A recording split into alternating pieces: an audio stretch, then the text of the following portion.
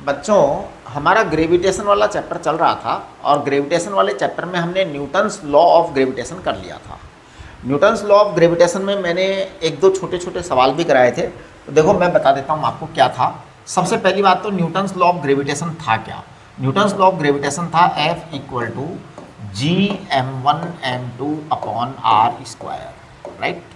अच्छा, ये दोनों जो मासेज हैं वो अट्रैक्शन के कारण एक दूसरे के नज़दीक आना चाहते हैं, तो इसलिए एक दूसरे के नज़दीक आना चाहते हैं, तो इसका मतलब है कि डिस्टेंस r की वैल्यू घटेगी। हम यहाँ लिख सकते हैं -Gm1m2 upon r square. This minus sign represents attraction. ध्यान दीजिए, this minus sign represents attraction, कि अट्रैक्शन को रिप्रेजेंट कर रहा है, राइट। ओके, हमने वेक्टोरिकल फॉर्म बताया था आपको कि अगर, ध्यान दीजिए वेक्टोरिकल फॉर्म क्या बताया था मैंने, वेक्टोरिकल फॉर्म हमने आपको बताया था कि अगर m1 और m2 दो मासेज हैं और दोनों के बीच ग्रेविटेशनल फोर्स निकालना है, तो force on one due to two, force on one due to two, ध्यान दीजिए, force on one due to two is F = m1 m2 upon r12 square. मान लो डिस्टेंस r है तो r है। अब हम यहाँ पर एक यूनिट वेक्टर लगाएंगे, because of we want force on one because of two, तो force on one because of two, तो डायरेक्शन किधर से आएगी, 2 से 1 की तरफ डायरेक्शन आएगी। 1 के ऊपर फोर्स, तो 1 के ऊपर फोर्स इधर लगेगा, तो this will be directed this way, तो इसलिए r21 कैप ये आएगा। Force on 1 because of 2, force on 2 because of 1, force on 2, force on 2, दूसरे वाले पर फोर्स, दूसरे वाले पर फोर्स की डायरेक्शन उधर आएगी, उधर, उस डायरेक्शन को कहेंगे r12 कैप, r12 कैप। एकदम क्लियर है, एकदम क्लियर है कि r21 कैप जो होता है वो इक्वल टू होता है -r12 कैप। इसका मतलब ये दोनों एक दूसरे के अपोजिट होंगे। ये बातें हम कर चुके थे, है ना। तो ध्यान दीजिए, ये दोनों एक दूसरे के अपोजिट होंगे। कौन? F12 vector is equal to -F21 vector, ये दोनों एक दूसरे के अपोजिट होंगे। ये चीज़ हम बात कर रहे थे उसके बारे में, वेक्टर फॉर्म के बारे में, राइट। अब मैंने एक बात आपको और बताई थी कि अगर एक इक्विलैटरल ट्राइंगल हो और इस इक्विलैटरल ट्राइंगल के कारण आपको ये m दे रखा है, ये m दे रखा है ना, एक मिनट ज़रा, ये m दे रखा है और ये m दे रखा है। यहाँ पे तीनों वर्टाइसेस पर मास m रखा है इक्विलैटरल ट्राइंगल के। मान लीजिए साइड A है।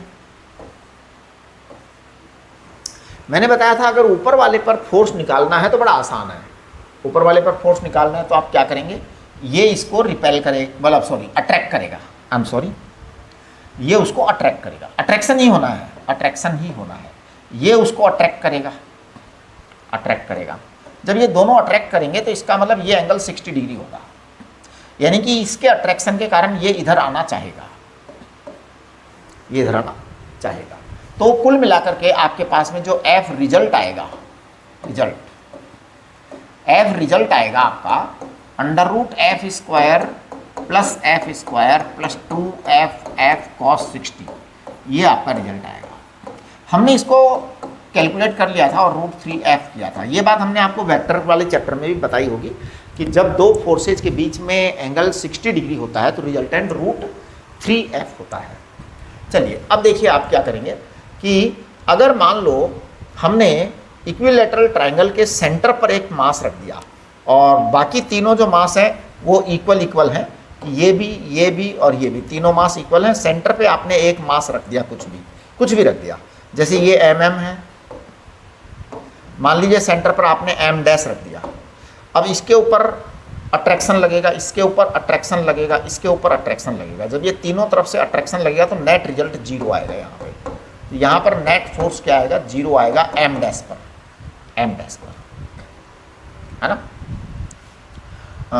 ये फोर्स किस पर निकाला हमने, m' पर निकाला है, ऑन m', ये ध्यान रखिए आप, ओके। अच्छा चलिए, अब इसी तरह की बातें बहुत सारी हो सकती हैं इस दुनिया में, अनलिमिटेड बातें हैं। कि आपने अगर एक मान लीजिए स्क्वायर लिया, अब स्क्वायर के चारों कॉर्नर्स पर आपने एम एम रख दिया, M M M M M, right. Centre पर आप कुछ भी मास रखो, उस पर तो फोर्स जीरो आना ही है। एक मिनट जरा, हाँ सेंटर वाले पर तो फोर्स जीरो आना ही है, लेकिन हम बात करें इस वाले पर, इस वाले पर फोर्स की बात करते हैं। तो देखिए इस वाले पर फोर्स की जब बात करेंगे तो ये मास इसको अट्रैक्ट करेगा, ये मास इसको अट्रैक्ट करेगा और ये मास इसको अट्रैक्ट करेगा, यानी ये तीन फोर्स लगेंगे, जिसमें से इस फोर्स को मैं कह सकता हूं F1, इस फोर्स को भी मैं कह सकता हूं F1, इस फोर्स को मैं कह सकता हूं F2। तो देखो F1 क्या है, F1 है GMM upon A square, A is the side, A is the side, और यही F1 आपका यहाँ पे है GMM अपॉन A स्क्वायर। इन दोनों के बीच में एंगल 90 डिग्री है, दोनों F1 के बीच एंगल 90 डिग्री है। आपको मैंने बताया था वेक्टर्स वाले में कि अगर दो फोर्सेज आपके 90 डिग्री पर हैं तो उनका रिजल्टेंट बीच में आ जाता है और वो √2F1 हो जाता है, √2F1 हो जाता है, और F2 आपका अलग आएगा। F2 जो है उसकी वैल्यू क्या आएगी, F2 की वैल्यू आएगी GMM upon, what is this distance, अगर ये A है ये A है तो ये √2A होगा, तो √2A का स्क्वायर आ जाएगा, ये आपका F2 आ जाएगा। यानी कि टोटल मिलाकर के F नेट कितना आ जाएगा, F नेट आ जाएगा आपका √2F1 प्लस F2, यानी कि √2F1, F1 है आपका GM square upon A square और F2 है आपका GM square upon 2A square. आप GM square upon A square को कॉमन ले लीजिए, तो GM square upon A square common, ये आ जाएगा √2 प्लस 1/2। आप देखेंगे कि ये आपका फोर्स आ जाएगा नेट उस वाले पर, किधर की तरफ आएगा ये मास, इधर की तरफ आने की टेंडेंसी रखेगा, राइट। इस तरह से आप जो है ना वेक्टर रूल लगा सकते हो। अच्छा, वेक्टर्स में आप आई जे कैप भी लगा सकते हो। आई जे के कैप लगाना मैंने आपको सिखा दिया है। क्या था हमारा आई जे के कैप का फॉर्मूला, आई ये था, माइनस आई ये था, जे ये था, माइनस जे ये था। अगर ज़रूरत पड़े तो आप लगा दीजिए। जैसे ये वाला वेक्टर है, आपका रिजल्ट तो आ ही गया, रिजल्ट तो आ ही गया। अब आप इसका अगर यूनिट वेक्टर लिखना चाहें तो, जैसे आपका यहाँ रिजल्ट आ ही गया, अब आप इसका यूनिट वेक्टर लिखना चाहें तो माइनस जे कैप है, माइनस जे कैप है। अब आपका ये रिजल्ट तो आ ही गया, अब आपको यूनिट वेक्टर लिखने की इच्छा हो रही है मान लो, तो यूनिट वेक्टर लिख दीजिए आप। इस वाले वेक्टर का यूनिट वेक्टर क्या होता है वो तो आपको मैंने बता ही रखा है, -1/√2 आई कैप माइनस 1/√2 जे कैप। आपको यूनिट वेक्टर हमने सारे बता रखे हैं, सारे बता रखे हैं, राइट। तो चलिए ये सब बातें हमारी हो गई। अब हम बात करेंगे सॉलिड स्फीयर के बारे में, है ना। तो देखो बेटा, सॉलिड स्फीयर जनरली हमारे जितने भी प्लेनेट हैं वो सॉलिड स्फीयर्स हैं। जैसे हमारी अर्थ भी सॉलिड स्फीयर है, तो हम सॉलिड स्फीयर के बारे में बात कर रहे हैं। सॉलिड स्फीयर अगर ये है और मान लीजिए इसका मास कैपिटल M है, इसकी रेडियस मान लीजिए कैपिटल R है, कैपिटल R है, करेक्ट। अब आप यहां पर कोई M मास रख देते हैं या फिर यहां पर कोई M मास रख देते हैं या फिर यहां पर कोई M मास रख देते हैं, तो तीनों स्थितियां अलग अलग हैं। ये वाला जो M मास है ये आउटसाइड है, ये आउटसाइड है। आउटसाइड वाले को हम कहते हैं small r greater than capital R। ये वाला M मास सरफेस पर है, तो सरफेस पर है तो small r equal to capital R है। ये वाला M मास अंदर है, अंदर है तो small r less than capital R है। Small r is what, small r is distance of mass M from the centre. ये आपका distance of mass M from the centre, ये है आपका, करेक्ट। अच्छा, जब ये चीज है ना आपके पास में, तो देखो क्या होने वाला है। होने वाला ये है कि ये R ग्रेटर, ये R ये है और ये आपका लेस है। तो अब देखिए तीनों के लिए हम अलग अलग बात कर सकते हैं। तो देखिए कैलकुलेशन ऑफ फोर्स या forces on M, forces on M at different positions, at different positions. तो देखिए जी ये फोर्सेज लिख रहा हूं मैं। सबसे पहला फोर्स लिख रहा हूं आउटसाइड। आउटसाइड का मतलब होता है small are greater than capital R, ये आउटसाइड है। बड़ा सिंपल सा आएगा, F equal to minus G capital M small M upon R square, ये आएगा। It is F out. अब यहाँ आपको ध्यान देने की बात है, बहुत ही इंपॉर्टेंट बात है। For all outside points we suppose entire mass capital M is concentrated at the centre.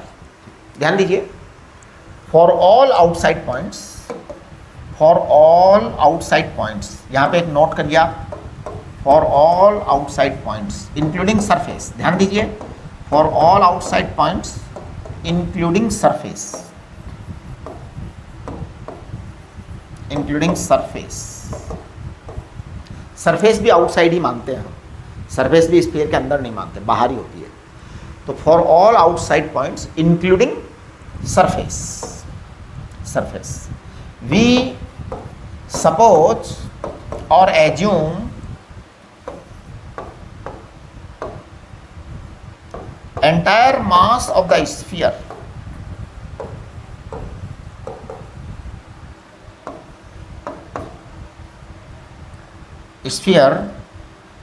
as concentrated at the center of sphere।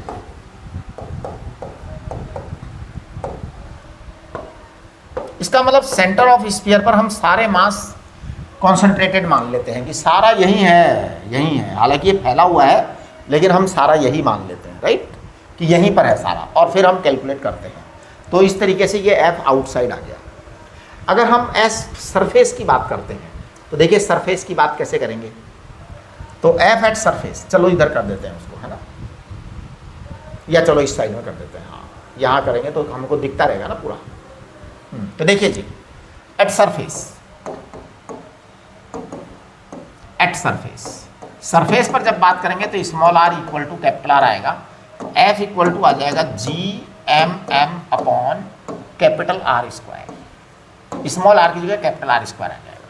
वहाँ हमने माइनस लगाया होगा, है ना। हाँ, ये माइनस इसलिए लगा देते हैं कि वो लग जाए कि ग्रेविटेशन का फोर्स है, राइट, है भी वो ग्रेविटेशन फोर्स, और उसको हम अट्रैक्शन फोर्स कहते हैं। अट्रैक्शन फोर्स के लिए हम माइनस लगाते हैं, है ना। हाँ, ये मैं आपको बताऊंगा कि अट्रैक्शन फोर्स के लिए माइनस लगाना क्यों जरूरी है, राइट। चलिए, ये आपके पास में आ गया। अगर आप नहीं लगाते हैं तो इसका मतलब गलत नहीं होगा, फिर आपको अलग से बोलना पड़ेगा कि फोर्स ऑफ अट्रैक्शन है ये।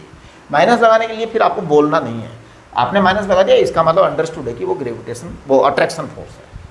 चलिए, अब हम बात करेंगे at inside, at inside point. ये एक चैलेंज है, इनसाइड पॉइंट। इनसाइड पॉइंट के लिए small are less than capital R है। अब हम पता है क्या करेंगे, अब हम यहां तक का मास लेंगे अर्थ का केवल। ध्यान दीजिए, इनसाइड पॉइंट के लिए अर्थ पूरी इफेक्टिव नहीं होगी, या स्फीयर पूरा इफेक्टिव नहीं होगा, सॉलिड स्फीयर पूरा इफेक्टिव नहीं होगा। तो हम यहां तक का मास लेंगे, है ना। तो to calculate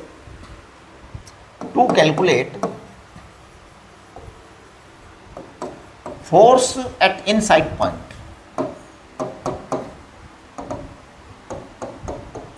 inside point, we take mass of the solid sphere only up to distance r।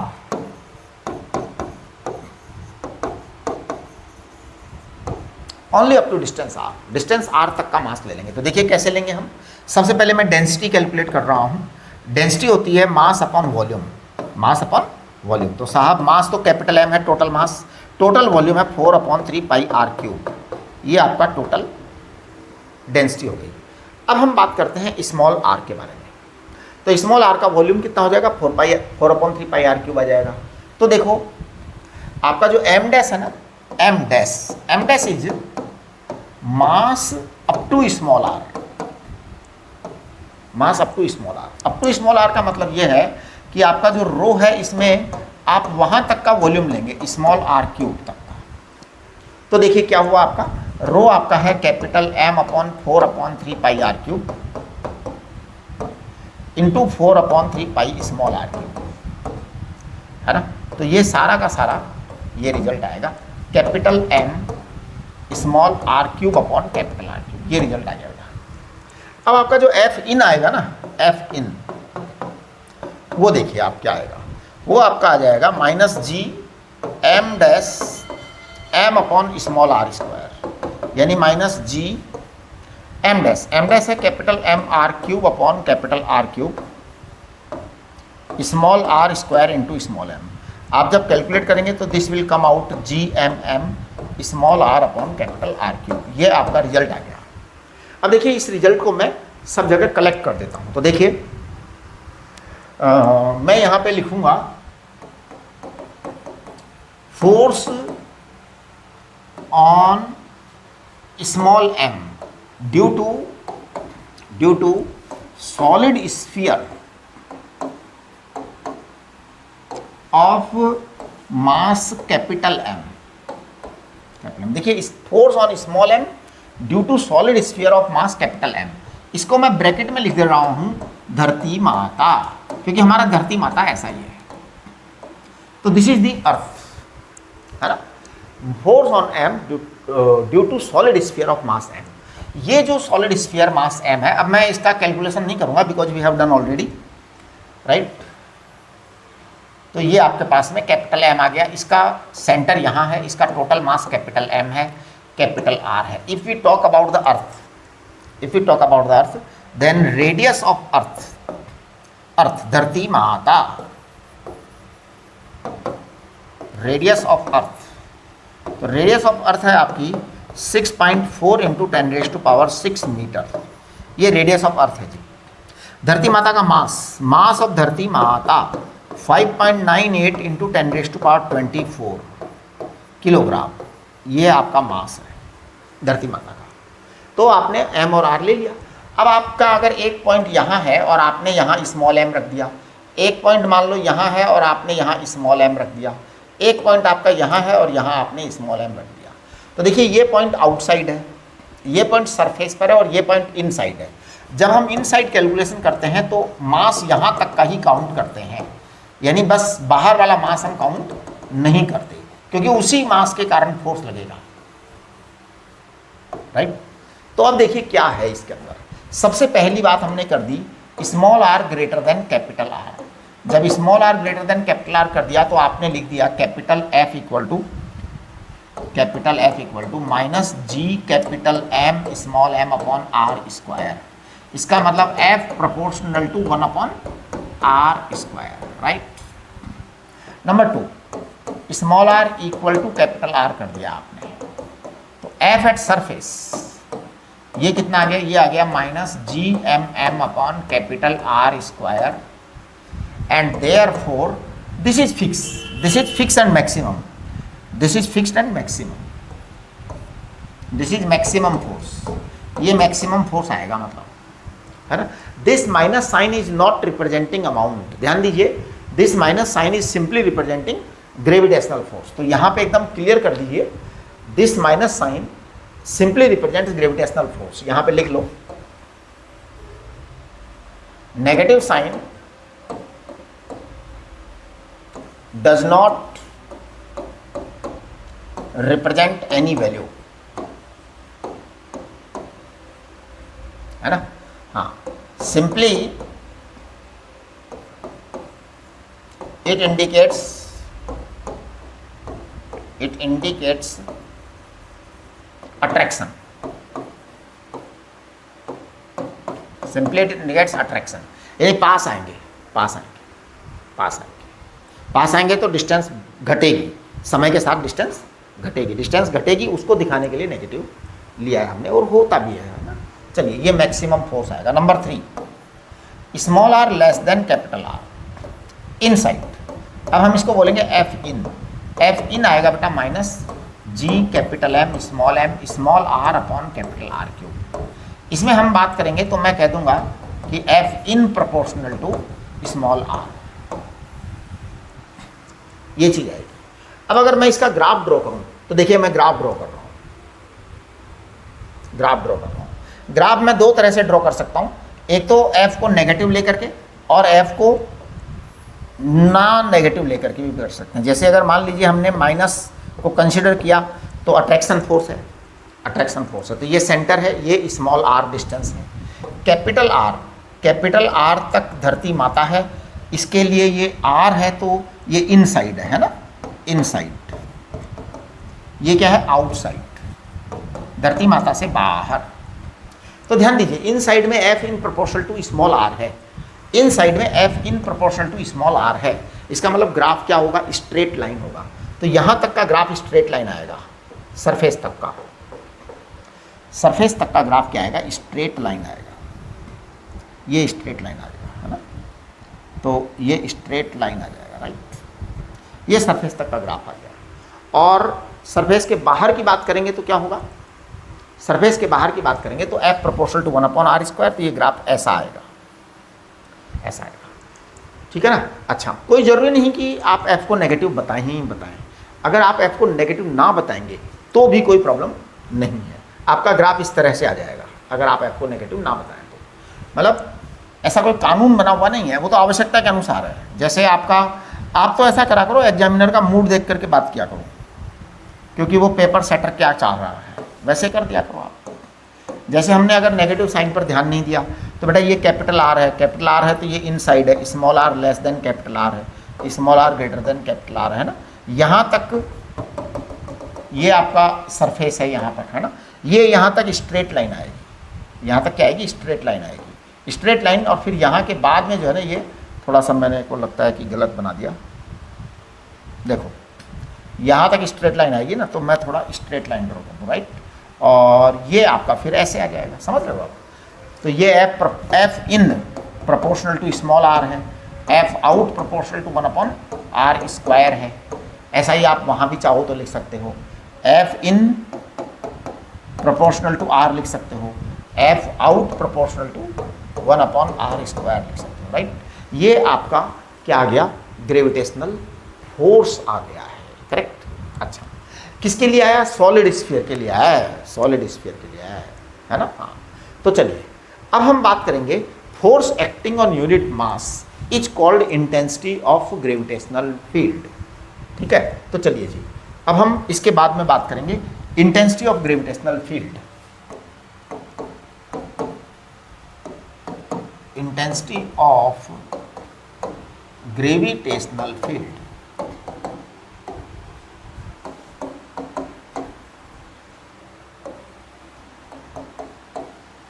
intensity of gravitational field, force acting on unit mass is equal to intensity of gravitational field.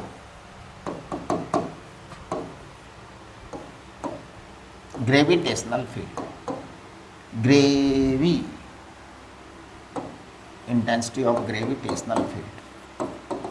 तो आप थोड़ा ध्यान दीजिए इस बात पर कि force acting on unit mass is equal to intensity of gravitational field.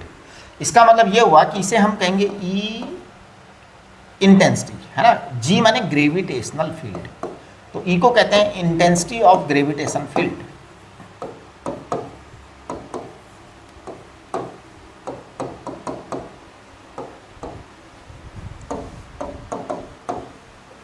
Intensity of gravitation field, इसे हम कहेंगे F/m, F/m, बस F/m हो गया, खत्म।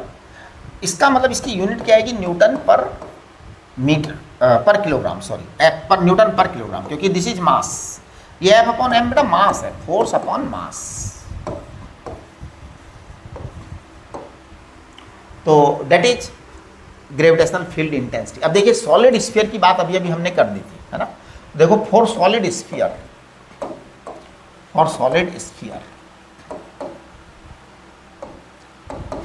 नंबर 1 बात, small are greater than capital R, यानी कि बाहर की तरफ बात कर रहे हैं हम, बाहर की तरफ बात कर रहे हैं तो मैं कहूँगा E gravitation OUT out, it is equal to F out upon M, F out upon M। बेटा F आउट अपॉन M है तो minus G capital M upon R² आ जाएगा, राइट। दूसरी बात हम करेंगे small r is equal to capital R. तो ई ग्रेविटेशन एट सरफेस, तो F at surface upon mass आ जाएगा, सरफेस पर आ गया है ना, तो G capital M upon capital R square आ गया। फिर हम बात करेंगे तीसरे नंबर पर small are less than capital R inside. तो ध्यान दीजिए intensity of gravitation inside,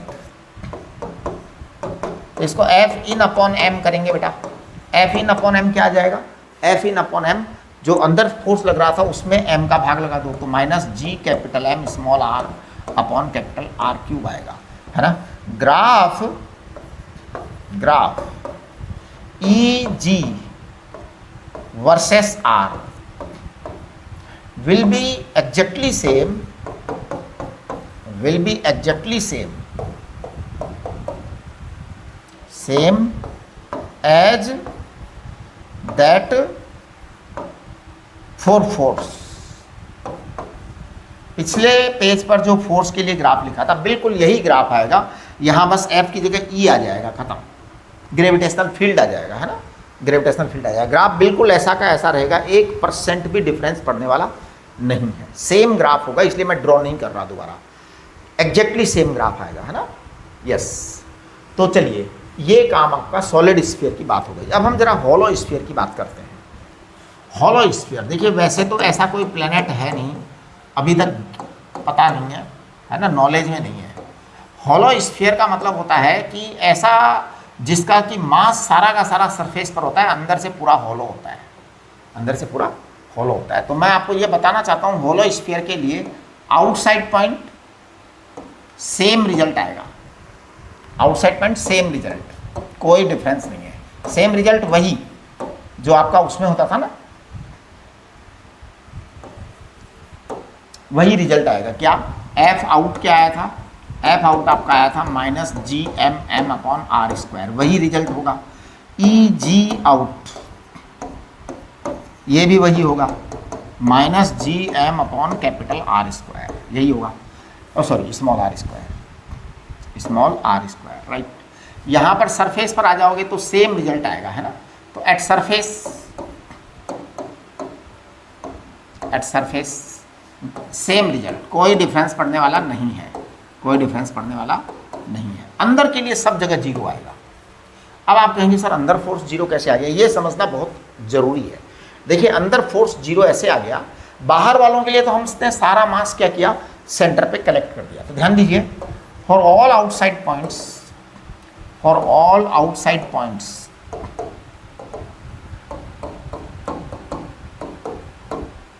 we have assumed, अब देखिए फॉर ऑल आउटसाइड पॉइंट्स में पता है क्या है, इंक्लूडिंग सरफेस है, ये आप थोड़ा सा ध्यान रखिए, इंक्लूडिंग सरफेस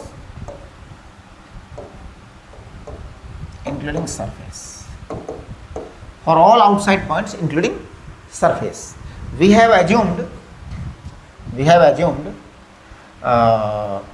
mass,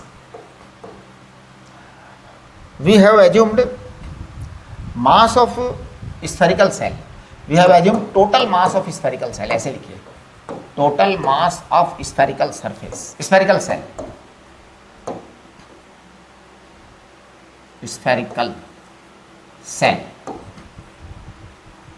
ध्यान दीजिए for all outside points including surface we have assumed total mass of spherical shell concentrated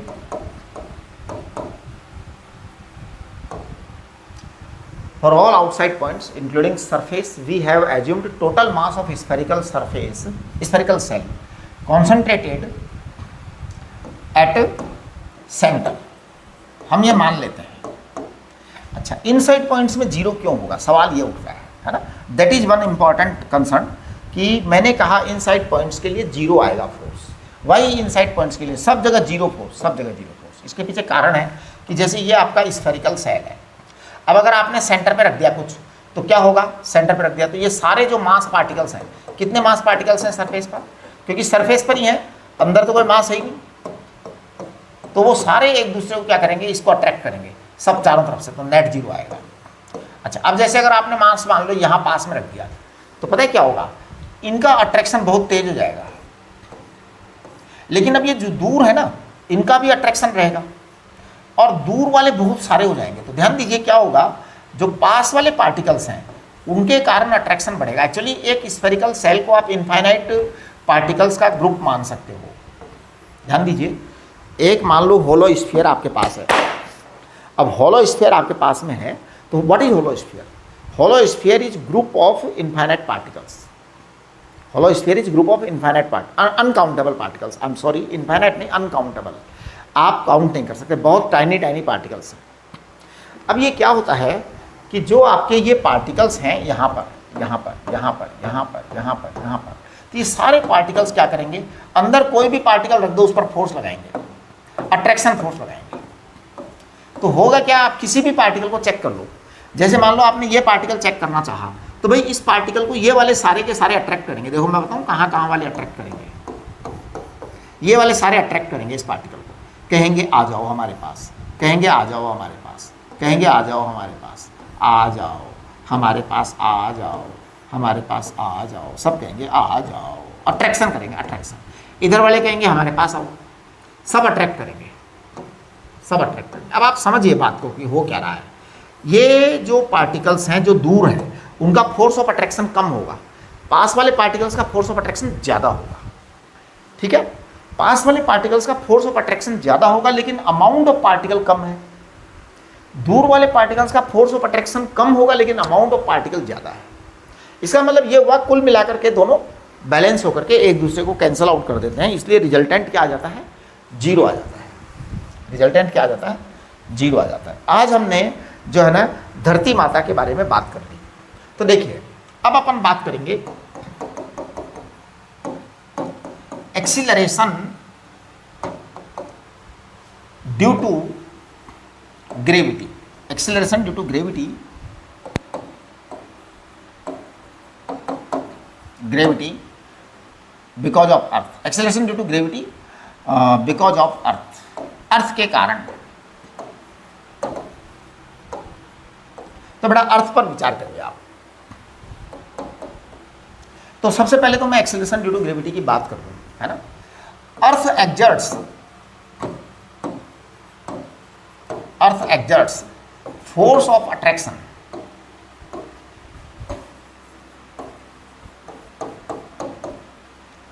earth exerts force of attraction, earth exerts force of attraction on all bodies,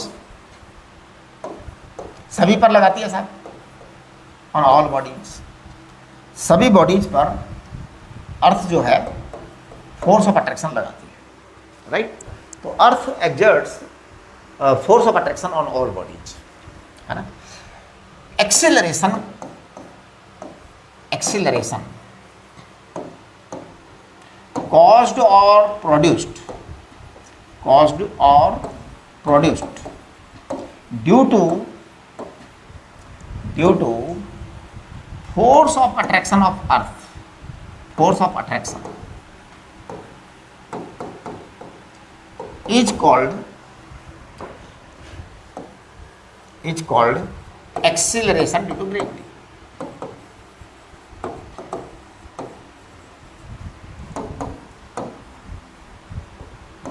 देखो बड़ा, इसको हम जी से represent करते हैं। किससे रिप्रेजेंट करते हैं? जी से। तो G is acceleration due to gravity.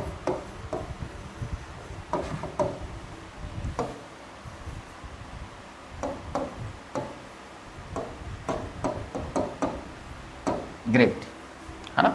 और ये होगा force upon mass, force upon mass. कोई भी, है ना, फोर्स तो m इंटू ए होता है ना। देखो हम लोग जो पढ़ते थे अभी तक force equal to mass into acceleration पढ़ते थे, आज हम इसको m इंटू जी लिख देंगे। तो आपका g बराबर आ जाएगा F अपॉन m। अब देखो direction of g, direction of g जो है ना वो तो आपका हमेशा डाउनवर्ड ही है, वो कभी बदलने वाला नहीं है। Direction of g, direction of g is always down, that is minus J cap लिख देते हैं कभी कभी माइनस के कैप लिख देते हैं। वो डिपेंड करता है कि हम क्या चाहते हैं, लेकिन होता नीचे की तरफ ही है, होता हमेशा नीचे की तरफ ही है। जी कभी भी अपवर्ड नहीं लगता है, जी कभी भी अपवर्ड नहीं लगता है। है, राइट। ओके, तो हमने ये तय कर लिया कि जी की जो वैल्यू है वो फोर्स अपॉन मास है, बस खत्म, आपका काम कंप्लीट हो गया। अब देखिए एट सरफेस ऑफ अर्थ, वो सॉरी धरती माता की बात कर रहे हैं, धरती माता की बात कर रहे हैं। ये आपका सेंटर है, यहाँ पे कैपिटल एम मास मान लेते हैं हम, रेडियस तो आपकी 6.4 इंटू 10⁻⁶ मीटर है। धरती माता की बात कर रहा हूँ मैं, आई एम टॉकिंग अबाउट धरती माता। अब अगर मैं इससे बाहर की तरफ स्मॉल आर डिस्टेंस की बात करता हूँ, तो देखिए मान लो ये पॉइंट यहाँ से स्मॉल आर डिस्टेंस है सेंटर से, और हाइट इसकी h है। हाइट क्या है इसकी, धरती माता से हाइट h है। तो देखिए सबसे पहले मैं बात करूंगा at height h, at height h,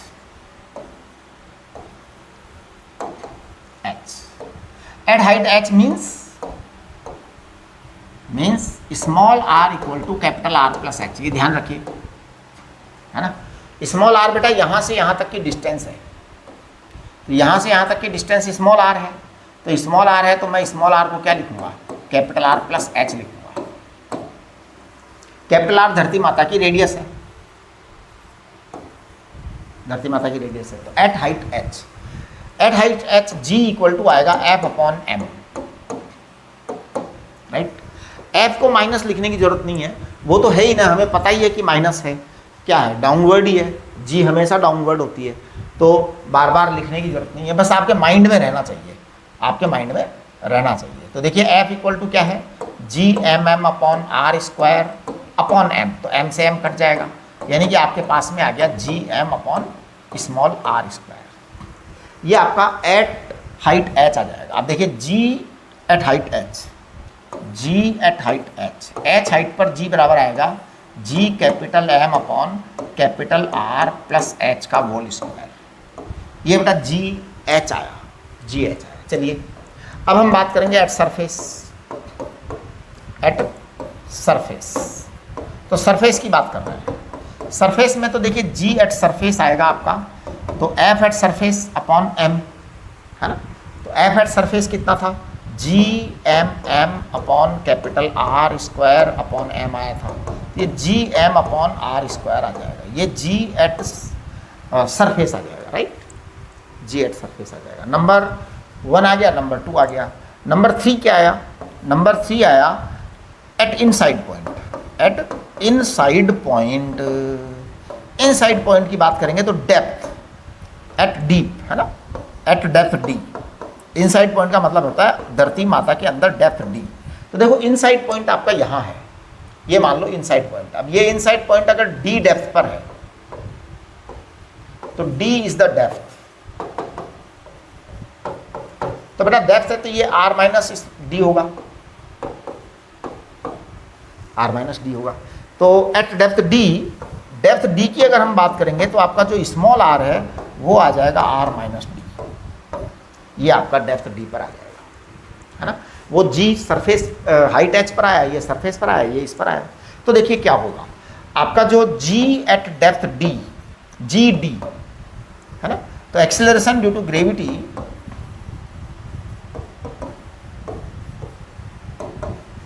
gravity at depth D,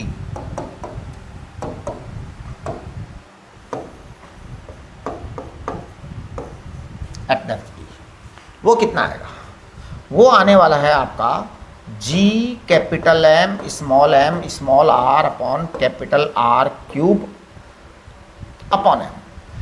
formula तो वही है, f अपॉन m ही है फॉर्मूला, तो बस अब आपका f का वैल्यू अंदर वाले का आएगा ना, वो आएगा।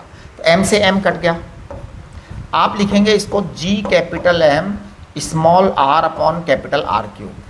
स्मॉल r को आप फर्दर लिख सकते हैं g capital M r minus D upon R cube, right. ये धरती माता के कारण। तो देखिए, है ना, देखो जी बात यह है,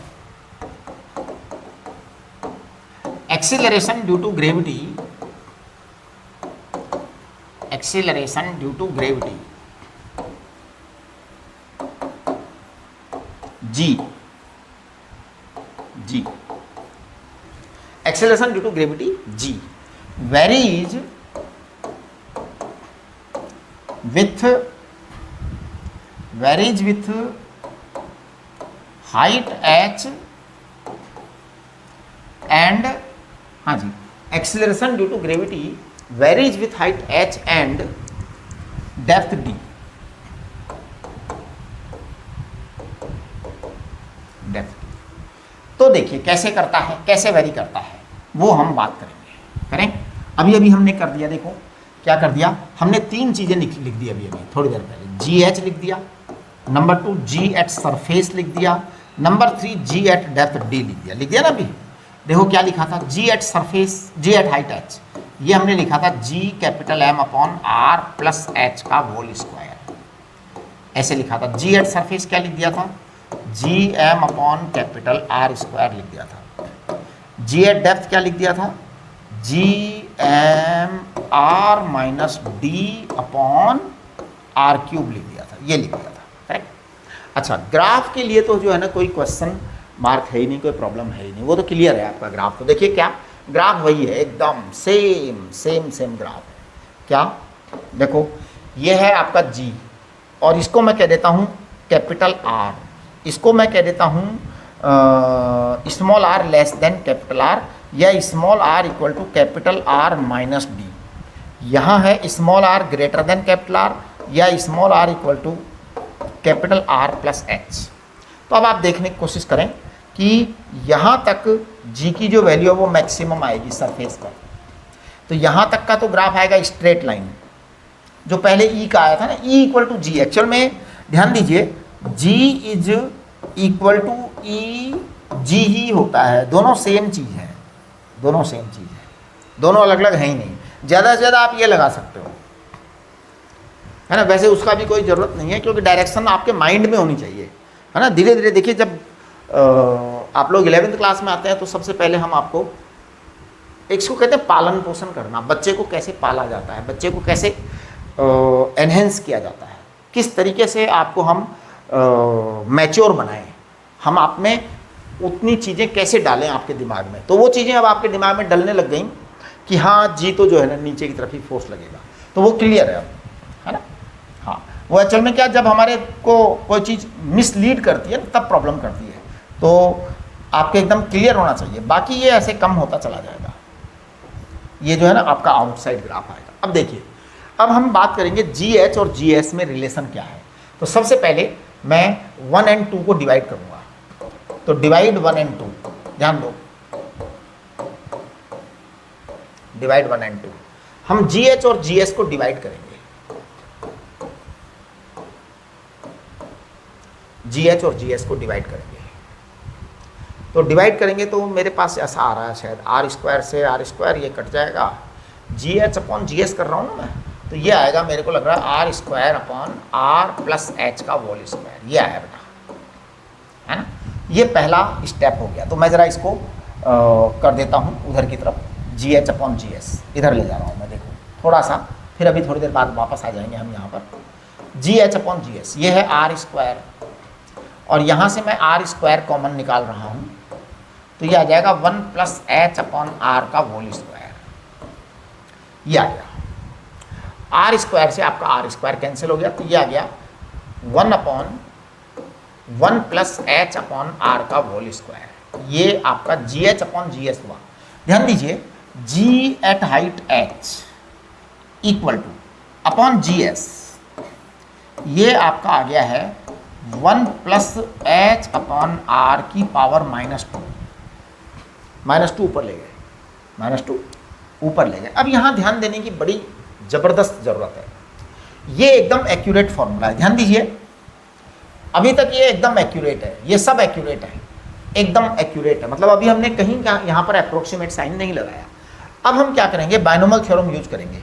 तो यूजिंग बायनोमियल थ्योरम, जैसे ही बायनोमियल थ्योरम यूज कर लेते हैं, मैंने आपको पहले भी बताया था कि ये कभी भी एक्यूरेट थ्योरम नहीं होती, हमेशा अप्रोक्सीमेट होती है। तो binomial theorem never gives correct result, approximate result देती है ना। Using binomial theorem, when h is very very less than r, ध्यान दीजिए h की वैल्यू r से बहुत कम हो। जैसे r कितनी है, r है हमारी 6400 किलोमीटर, r कितनी है 6400 किलोमीटर, ये आर है। अब अगर आप 1 किलोमीटर ऊपर चले जाएं, 2 किलोमीटर चले जाएं, 10 किलोमीटर चले जाएं तो नेग्लिजिबल स्मॉल है। लेकिन अगर आप 500 किलोमीटर चले जाएं तो फिर नेग्लिजिबल स्मॉल नहीं है। अगर आप 3200 किलोमीटर चले जाएं, 3000 किलोमीटर चले जाएं तो फिर नेग्लिजिबल स्मॉल नहीं है। यानी फिर तो ये सही है ना। बड़े हाइट्स के लिए दिस इज करेक्ट, है ना। तो अब देखिए मैं यहाँ पे कर दूंगा इसको कि GH upon GS is nearly equal to 1 minus 2H upon R, ये आएगा अप्रोक्सीमेट। तो इसका मतलब ये हो जाएगा कि GH equal to GS 1 minus 2H upon R, right. कुल मिलाकर के मैं ये कहना चाहूँगा कि फॉर बिग हाइट्स, है ना, ध्यान दो, for big Heights big Heights के लिए तो आप क्या करेंगे, GH अपॉन GS बराबर लिखेंगे R square upon R plus H का होल स्क्वायर, बड़ी हाइट्स के लिए, है ना। या इसको लिख देंगे GH equal to GS, sorry हाँ, GH equal to GS into R square upon R plus H का होल स्क्वायर। ये आप बिग हाइट्स के लिए लिख देंगे। किन हाइट्स के लिए लिख देंगे, बड़ी बड़ी हाइट्स के लिए, है ना। But for H is nearly very very less than R, आपका जो GH है it should be nearly equal to GS 1 minus 2H upon R, ये आपका आना चाहिए करेक्ट हाइट्स के लिए, स्मॉल हाइट्स के लिए। This is not correct formula, that is the correct one. So this formula is correct formula and this is approximate, कि आप 10-5 किलोमीटर तक काम में ले लो, 10 किलोमीटर तक काम में ले लो, कोई दिक्कत नहीं है ना। ज़्यादा पे लंबा काम में मतलब, वैसे तो 20-30 किलोमीटर तक भी कोई चक्कर नहीं है ना। तो थोड़ा बहुत देख लो आप, पंगा पड़ता है बाद में, ज़्यादा ऊपर जाओगे तो समस्या हो जाएगी, ठीक है। क्योंकि बायनोमियल थ्योरम जो है ना वो करेक्ट नहीं होती कभी भी। ये तो आपके कहाँ आ गई, हाइट वाली बात आ गई। अब जरा हम डेप्थ वाली बात करते हैं, है ना। कहाँ है डेप्थ वाली बात, ये रही। मैं डेप्थ वाली बात को इधर कर लेता हूँ, है ना। हाँ, ये मेरे पास डेप्थ वाला फार्मूला यहाँ पे बैठा है। तो देखिए GD acceleration due to gravity at depth D,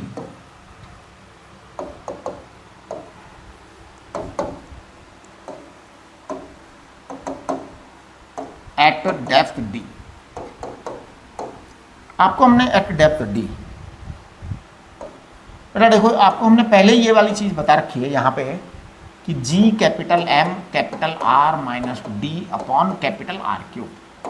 अब मैं इसमें भाग लगा रहा हूँ G depth upon GS surface वाले का, यानी कि मैं 3 में 2 का भाग लगा रहा हूँ। ये हमारी नंबर 1 में 2 का भाग पहले लगाया था देखो हमने, अब हम 3 में 2 का भाग लगा रहे हैं। तो GM से GM कट जाएगा और आपका ये बच जाएगा R minus D upon capital R बच जाएगा।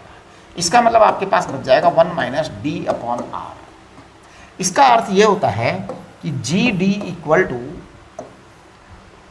1 minus D upon R into GS आएगा, ये बात आ गया, है ना।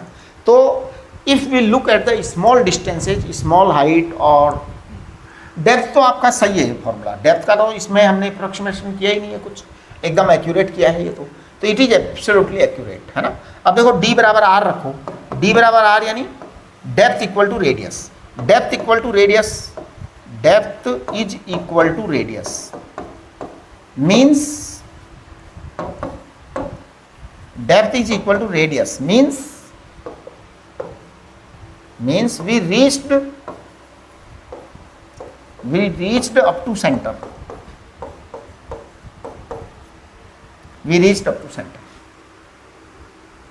ठीक है ना। अब आपने depth is equal to radius means we reached up to centre, हम सेंटर तक पहुंच गए, तो R आ गया, तो आपका क्या आ जाएगा, G at centre will be 0, centre पर ग्रेविटी 0 आएगी, राइट। ये सब चीज़ें हमने कर दिया। अब यहाँ पर हमारे पास रिजल्टेंट फॉर्म में जो आ रही है ना चीज़, उसको हम कल डिस्कस करेंगे डिटेल में। क्या रिजल्टेंट फॉर्म में चीज़ आ रही है, G H is nearly equal to G S 1 minus 2h upon R, और जी डी इक्वल टू आ जाएगा G S 1 minus D upon R. इन दोनों को हम कल डिटेल में डिस्कस करेंगे। इसके अलावा कल हम बात करेंगे ग्रेविटेशनल पोटेंशियल एनर्जी, और ग्रेविटेशनल पोटेंशियल एनर्जी बात करेंगे, उसके बाद में बस आपका जो चैप्टर है वो काफ़ी हद तक कंट्रोल में आ जाएगा, और फिर हम संडे तक चैप्टर ख़त्म कर देंगे। ठीक है, तो ये आप कंप्लीट कर लीजिए, अभी तक नोट्स बना लीजिए।